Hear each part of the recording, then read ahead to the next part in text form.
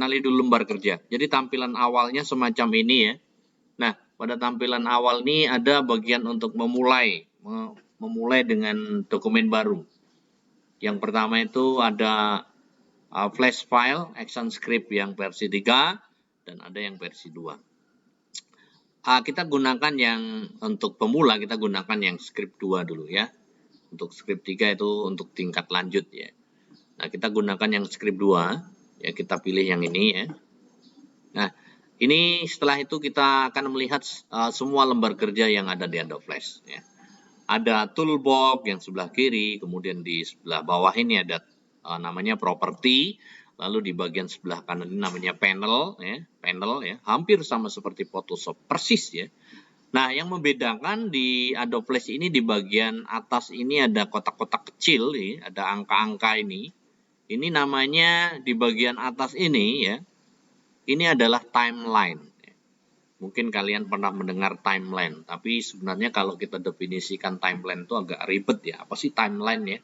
Nah, di dalam Flash itu timeline itu bagian-bagian objek yang bisa kita eksekusi melalui panel-panel yang ada di sini ya. Juga ada di timeline ini ada istilah-istilah atau atribut-atribut yang bisa kita gunakan. Yang pertama, ini ada angka, kemudian ada kotak kecil-kecil semacam ini. Ini adalah namanya frame. Ya. Ketika kalian klik di bagian kotak kecil ini menunjukkan frame. Frame berapa? Ya, kalau di sini berarti frame 15 ya. Kalau di sini berarti frame 10 gitu ya. Nah, kemudian di bagian bawahnya itu ada bukan bawah, sebelahnya ada yang namanya istilahnya layer ya. Di bagian sini ada namanya layer. Layer itu lapisan. Jadi kalau di Photoshop itu namanya lapisan gambar. Kalau di Adobe Flash itu ya lapisan objek, karena di Flash ini bukan hanya gambar tapi bisa objek yang lain, kotak ya, kemudian teks atau objek-objek yang lain lah gitu ya. Itu layer. Lalu di bagian sebelah sini ada namanya FVS ya. Kalau kalian paham FVS, tentu paham ya, frame per second ya. Sama seperti kemarin ya, frame per second. Ini artinya 12. 12 itu berarti artinya 12 frame itu dalam waktu 1 detik pergerakannya, kecepatannya ya. Maka ini nanti dia akan bergerak begini ya. Nah, bergerak begini sampai 12 detik itu butuh waktu 1 detik gitu. Itu maksudnya. Jadi ini frame ini sampai dengan kalau kita geser ke sini 600-an sekian ya. Tuh ya. Nah, kemudian ada FVS, ada juga scene ya. Scene itu bagian-bagian tertentu yang akan kita gabungkan dalam sebuah scene-scene yang lain gitu ya. Karena scene ini kelompoknya bagian ini, misalnya scene ini kelompoknya bagian ini gitu. Jadi ini untuk pemula awal untuk scene 1 aja dulu ya. Nanti di sini sebenarnya bisa kita tambahkan untuk scene yang kedua dan lain-lain sebagainya ya. Kemudian di bagian sebelah sini adalah bagian kanvasnya. Ini adalah bagian objek atau tempat lahan yang akan kita gunakan untuk membuat animasi ya. Nah, bagian kanvas ini adalah bagian yang paling penting, di mana kalau nanti kebesaran terlalu kecil itu tidak sesuai dengan yang objek yang ada, itu kan lucu ya artinya. Maka di sini kita tentukan animasinya mau seperti apa nanti ya. Nah, kita buat yang standar aja semacam ini. Ini resolusi dimensinya ini 550 kali 400 pixel. Itu secara default ya. Ini resolusi dimensi dengan warna putih yang dasar. Warna ini bisa dirubah lalu dari bagian properti sini juga ya. Ini di bagian background ya. Sini ada warna biru, maka dia akan berwarna biru ya. Dan lain-lain sebagainya. Warnanya adalah di bagian sini. Lalu ini frame rate yang di sini tadi ya.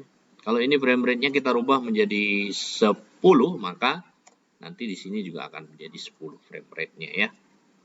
Nah, kemudian di bagian sebelah kiri ini adalah bagian yang sangat vital, karena bagian sebelah kiri ini adalah bagian untuk membuat atau menggambarkan objek. Yang pertama adalah selection tool ya. Selection tool itu jelas tentu kalian tahu untuk menyeleksi ya. kita buat objek dulu baru kita bisa seleksi. Kalau nggak ada objeknya kita nggak bisa seleksi ya. Nah, apa yang mau diseleksi? Nah, misalnya kita buat objeknya adalah kotak. Nah, ketika kalian klik kotak ini, ya, rectangle tool namanya. Di sini juga ada apa? Ellipse nanti. Kalau mau ellipse berarti ellipse tool ya. Kita buat ellipse yang ini berarti ellipse ya. Ini, ya.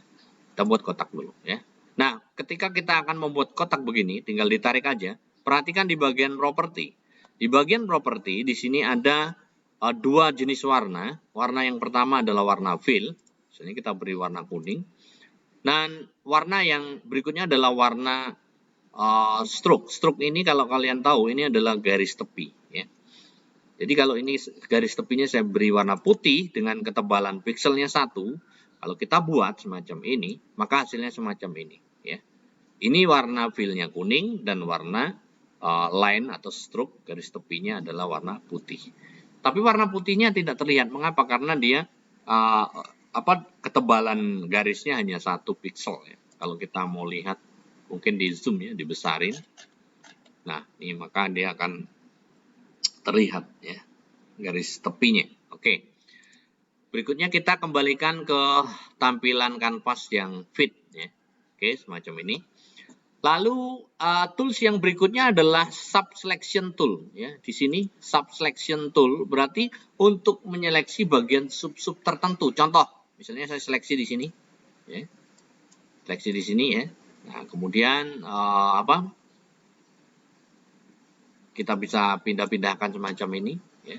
Karena ini hanya bagian subselection tool ya. Jadi kita bisa memindahkan objek-objeknya ya. Apa titik-titiknya ya. Dengan menyeleksi bagian-bagian yang ada di sini ya, gitu. Nah, itu subselection tool. Nah, kemudian ada lagi yang namanya pre-transform. Nah, pre-transform ini adalah untuk merubah posisi ya, posisi objek. Jadi misalnya posisinya mau diputar ya kan. Terus atau mau dikecilkan, kemudian dipindah sini ya. Lalu di sana atau di mana ya. Ini posisi untuk mengatur dan dia ada bagian titik tengahnya ini ya. Titik tengahnya di sini. Oke. Ya, ini pre-transform ya. Kemudian ada yang namanya lasso ya. Lasso ini untuk menggambar objek ya. Kalau kita perhatikan menggambar objek ya, macam ini ya, dia tidak terlihat untuk menggambar objeknya ya. Karena warnanya ini adalah warna hitam. Ini warnanya kebetulan warna hitam, sama-sama hitam, jadi nggak kelihatan ya. Itu lasso. Nah, jarang sekali digunakan memang. Lalu kemudian pen. Pen menggambar objek sesuai dengan keinginan kita seperti menarik garis ya. Kalau Anda di Photoshop pasti kenal ya. Misalnya semacam ini. Ya. Nah, ini menggunakan pen tool ya.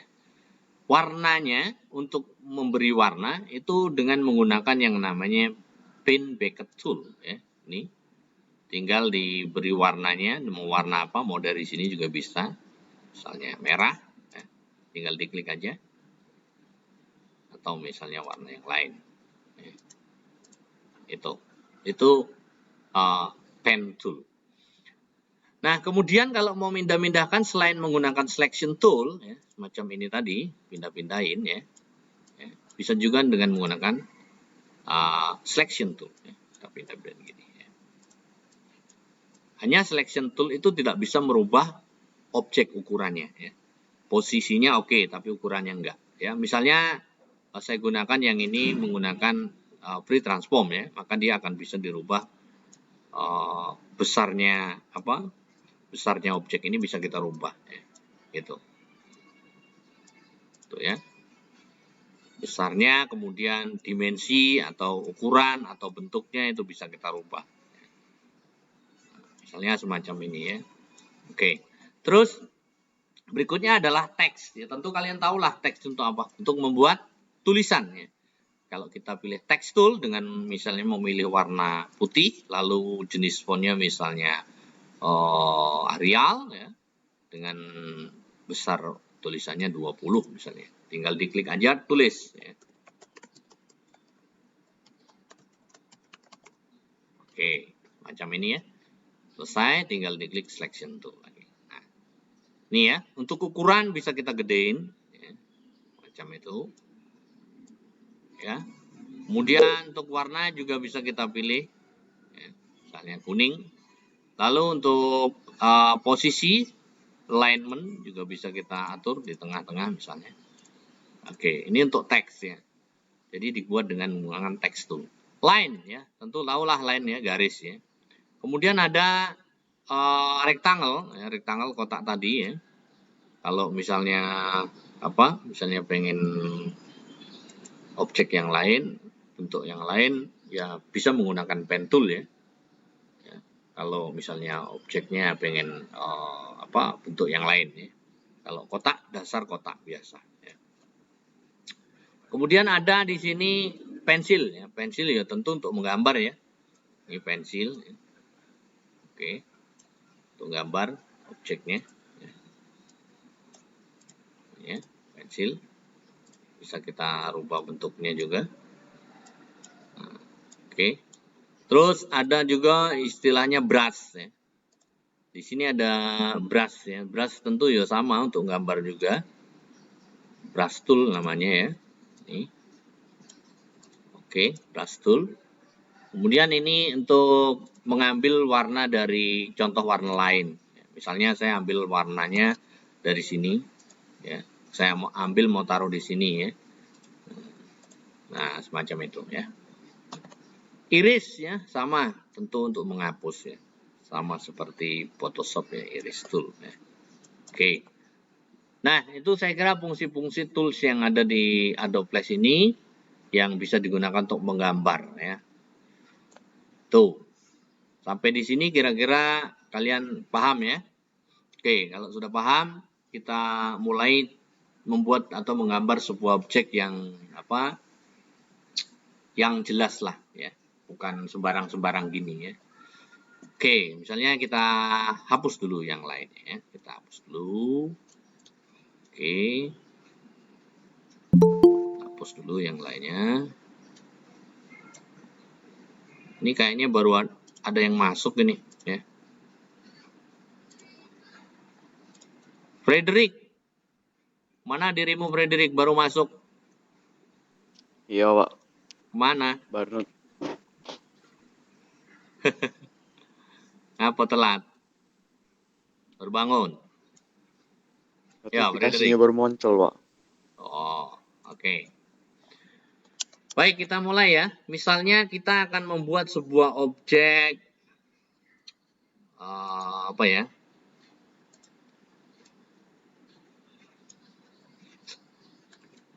apalah kotak aja dulu lah ya, kotak dulu. Ya. Kotak ini warnanya agak biru ya. Berada di frame 1. Lihat, ketika kalian menggambar sebuah objek, maka frame ini ada warna hitam. Ya. Hitam ini berarti ada objeknya. Objeknya apa? Ini. Ada dua ini objeknya. Nah, kalau kamu menyisipkan sebuah frame yang kosong, misalnya nih contoh ya, di frame 5, ya, di sini. Kamu klik kanan, ya, kemudian insertnya blank. Jadi ada keyframe, ada blank. Nah, kalau kamu pilihnya insert blank keyframe, maka kosong. Yang ada objeknya tadi di frame 1. Ya. Nah, gimana supaya di sini ada objeknya? Yo, digambar atau di copy objek yang tadi atau dirubah bentuknya. Misalnya pada frame kelima ini tulisannya berubah. Ya. Kita tulis di sini, halo misalnya, selamat datang. Ya, kita pindahkan di tengah. Oke, macam ini. Nah, maka nanti pergerakannya di frame 1 begini, frame 5 begini. Gitu. Jadi nanti pergerakannya begini. Ya. Terus misalnya lagi di frame 10. Sekarang keyframe. Kalau keyframe berarti isi dari frame 10 dan frame 5 itu sama. Karena dia menyisipkan kunci frame-nya. Menyisipkan kunci frame-nya yang sebelumnya adalah ada objek halo selamat datang, maka di frame 10 juga akan ada tulisan halo selamat datang. Nah, di frame 10 ini misalnya bukan halo selamat datang tulisannya, tapi berubah. Kita rubah aja. Cara merubahnya ya ini diganti teksnya. Klik text tool ya ini, lalu dirubah. Misalnya mari belajar Adobe Flash. Oke, macam itu. Sehingga nanti kalau kita coba dari sini, jalan, ya berubah, kemudian berubah lagi. Itu kalau kita try ya. Nah, untuk nge-try-nya itu bisa melalui menu file, kemudian publish, preview, kemudian pilih flash. Ya. Nah, ini munculnya semacam ini. Jadi dia berulang-ulang. Jadi pertama di sini, sini, ulang lagi, sini, ulang lagi. Kecepatan durasinya tergantung atau perubahan objek ke objek yang lain tergantung dari FPS-nya ini. Ya. Ya, FPS-nya ini. Jadi kalau FPS-nya ini kalian cepetin, misalnya 1 frame 1 detik, ini tinggal di double klik aja ya di sini. Ini misalnya 1. Berarti ini pergerakannya akan cepat nanti. Kita coba publish preview HTML.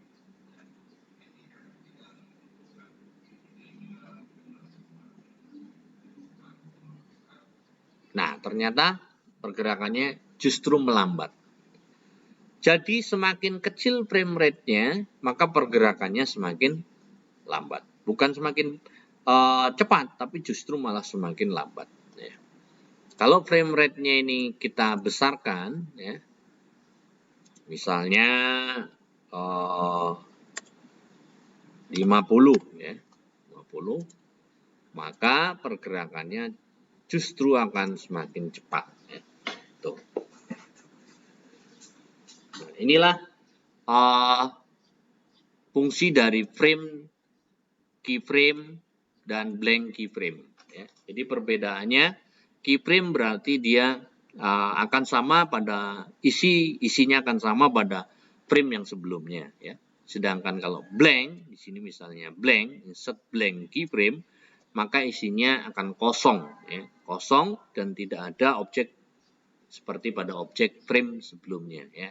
Gitu. Nah, itu mengenai frame ya. Jadi ini masih kita belajar animasinya tentang frame by frame aja ya. Frame by frame. Belum masuk ke motion ya. Kalau motion tuh pergerakannya agak halus ya. Kalau frame by frame ya sama seperti stop motion ya. Stop motion ya.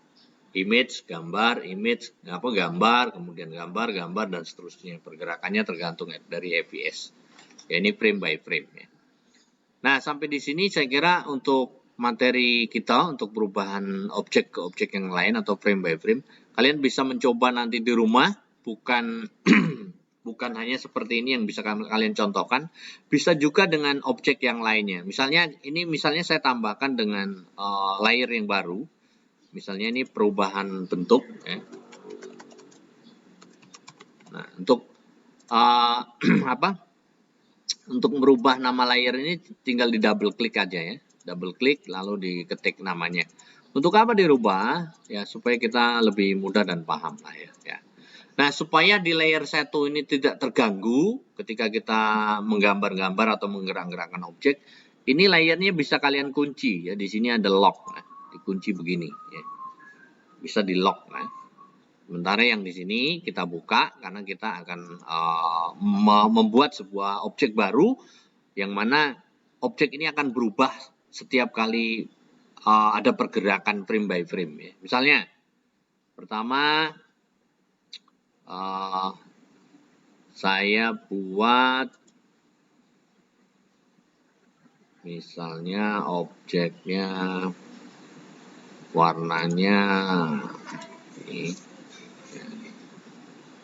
Nah, semacam ini. Nanti di frame 5, ya, ini saya klik insertnya ini keyframe. Jadi sama di objeknya. Sama objeknya. Tapi ini warnanya misalnya saya rubah kuning. Ya, kemudian di frame 10 di sini jadi rata dia dengan frame sebelumnya. Jadi perubahannya nanti bisa sama nanti ya. Ini misalnya saya klik insert keyframe juga, tapi dia agak bergeser di sini sekarang. Ya. Saya pindahkan agak tengah, ya, agak tengah. Ya. Dengan warna misalnya biru. Ya. Kemudian di sini di frame 15, frame ujung saya tambahkan keyframe lagi, ya, tambahkan keyframe lagi. Dia berada misalnya di sini. Ya. Oke, kalau kita coba nanti pergerakannya semacam ini. Ya. Nah, gitu ya. Nah, ini misalnya warnanya dirubah warna putih. Nah, jadi kalau kita try dia akan berulang-ulang terus, mulai dari frame awal, frame 15 kembali lagi frame awal ya, gitu. Kalau mau merubah bentuk gimana? Misalnya di sini di frame 15 nih bentuknya berubah nih. Bentuknya menggunakan apa? Free transform ya, atau selection tool ya. Selection tool juga bisa. Tinggal kita rubah-rubah begini ya.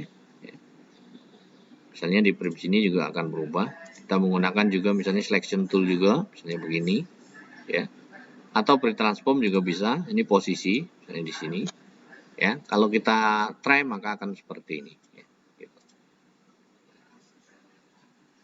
Kita publish HTML. Nah, ini untuk frame by frame untuk hari ini ya. Pergerakannya masih step by step tergantung dari APS-nya. Oke, sampai di sini. Apakah kalian sudah jelas? Nanti silakan dicoba di rumah. Untuk minggu depan saya pengen lihat, atau di nanti aja lah pertemuan ketiga atau keempat lah, saya pengen lihat hasilnya ya.